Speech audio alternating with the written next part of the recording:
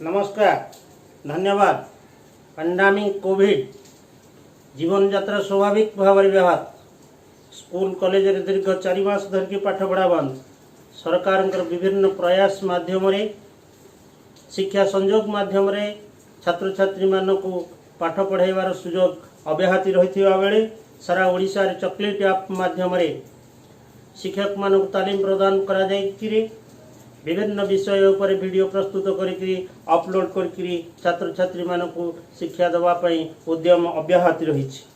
मानगण आज आम ये प्रयास ये उद्यम सरकार जहाँ चली सामिल एवं मोर आज छोट प्रयास षष्ठ श्रेणीर छात्र छात्री मानी भूगोल विषय रे एशिया महादेश विषय रे सम्यक सूचना एशिया महादेश विषय रे पढ़ा बेले एशिया महादेश अवस्थित एवं यार प्राकृतिक गठन विषय रे सम्यक सूचना दिज्व पिलामाने या पूर्वर तुम समस्ते जानिच आम सारा विश्व को जलभाग एवं स्थलभाग ये दुई भाग में विभक्त करा 71 भाग जल थिबा बेले 29 भाग होची स्थल भाग। ये 29 भाग स्थल भाग को 7टी महादेश रे विभक्त करा जायथिबा बेले ये जो 71 भाग जल अधिकांश होची जल या 5टी महासागर रे विभक्त करा जायछि। ये 29 भाग जल कम हेले मध्य या 7टी महादेश रे विभक्त करा जायछि। सेगुड़िक हला एशिया, यूरोप, आफ्रिका, ऑस्ट्रेलिया, उत्तर अमेरिका एवं दक्षिण अमेरिका। जलभाग विषय रे ए वीडियो रे आमे आलोचना न करी स्थलभाग विषय रे आलोचना करथिबा बेले एशिया महादेश विषय रे आलोचना। एशिया महादेश पृथ्वीर सबुठार बृहत्तम महादेश। स्थलभाग रे या आयतन जागा एवं क्षेत्रफल रे यह होची सबुठारु अधिक बा सबुठारु बड़ महादेश होची एशिया महादेश। क्षेत्रफल दृष्टि रे बड़ एवं जनसंख्या रे मध्य होची यह बृहत्तम। यही एशिया महादेश रे चीन भली सर्वबृहत राष्ट्र एवं भारत भली द्वितीय बृहत्तम जनबहुल राष्ट्र थिबारु लोक संख्या एठारे अधिक। तेणु सर्वबृहत्तम महादेश होची एशिया महादेश एवं क्षुद्रतम महादेश होची ऑस्ट्रेलिया जहाँ को द्वीप महादेश बा क्षुद्रतम महादेश कहा जाए। ये 7टी जाक महादेश विषय रे आलोचना न करी आज आम आलोचना करवा एशिया महादेश विषय रे एवं परवर्ती समय रे तमे माने जानिबो आफ्रिका, यूरोप, ऑस्ट्रेलिया, उत्तर अमेरिका एवं दक्षिण अमेरिका विषय रे। आम मानकर महादेश होची एशिया महादेश। आमे समस्त ओडिशार बासिंदा। आम राज्यर ना ओडिशा, आम देशर ना होची भारत, आम महादेशर ना होची एशिया।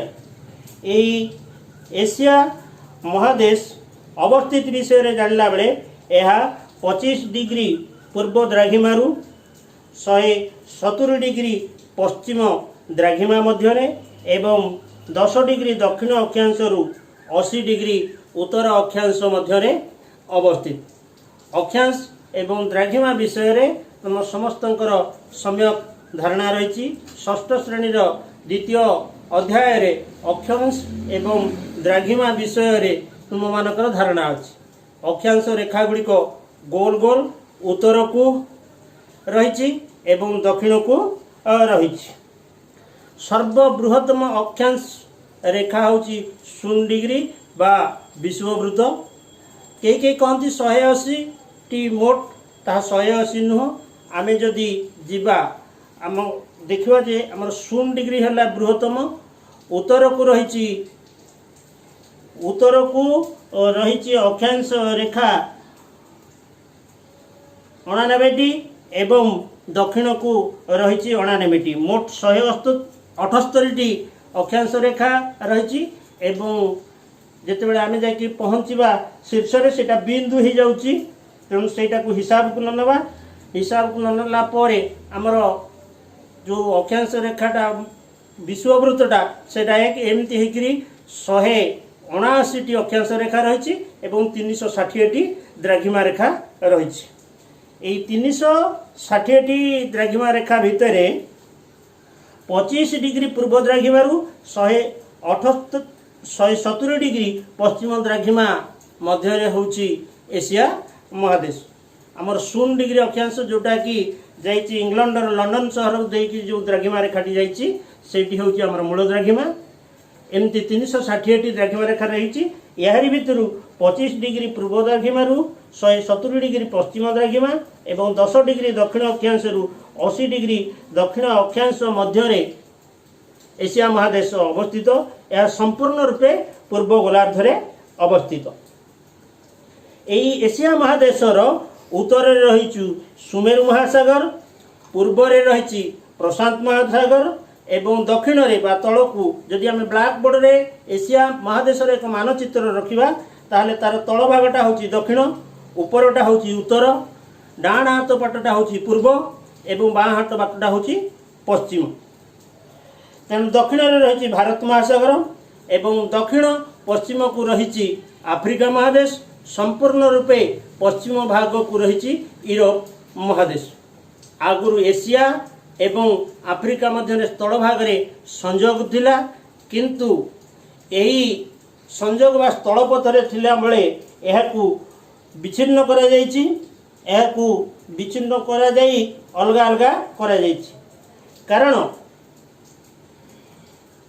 एई जो स्थल भाग रे थिला, एई स्थल भाग रे थिबा द्वारा आमे जदि सामुद्रिक पथ मध्य देकरी कौनसी बाट देकरी आसिया को चाहूली सुमेरु महासागर ठारू आंटार्कटिक महासागर मध्य देई आसी भारत महासागर पहुँचुली एवं सुएज केनाल खोला द्वारा भूमध्य सागर एवं लोहित सागर मध्य जो स्थल भाग थिला ताकू खोला जाई एक केनाल करा जायछि, से बाट देकरी सहज होउछि।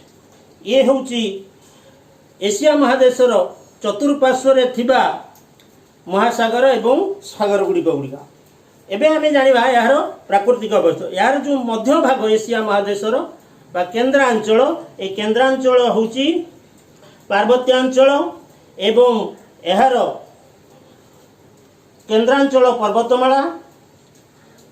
ए केंद्रांचल रे पामीर मालभूमि भी रही एशिया महादेशर, जहाँ को कहती पृथ्वीर छात बा पामीर मालभूमि को।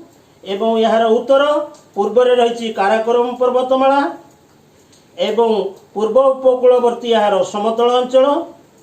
एवं यही महादेश आमर एक प्राकृतिक गठन रे अत्यंत समृद्धिशाली। यह दाढ़ को लगी करी किछि सागर, उपसागर एवं द्वीप रही। सर्वोच्च गिरिशृंग एवरेस्ट हिमालय पर्वत उपरे एशिया महादेश रही। K2 गडविन ऑस्टिन काराकोरम पर्वतमाला उपरे रही। यह एशिया महादेशर प्राकृतिक गठन समय विषय रे समय धारणा दिगला। जदि यह आपण मानकु भल लगे लाइक करिवे, शेयर करिवे एवं कमेंट जणेबे। एवं आसंता काली की आपण माने एशिया महादेशर एक छवि अंकन करी एशिया महादेश रे थिबा 44टी देशर ना से लेखिकी आणवे। या द्वारा एक आपणकर विस्तृत भाव में एशिया महादेश रे धारणा आसीबो। धन्यवाद।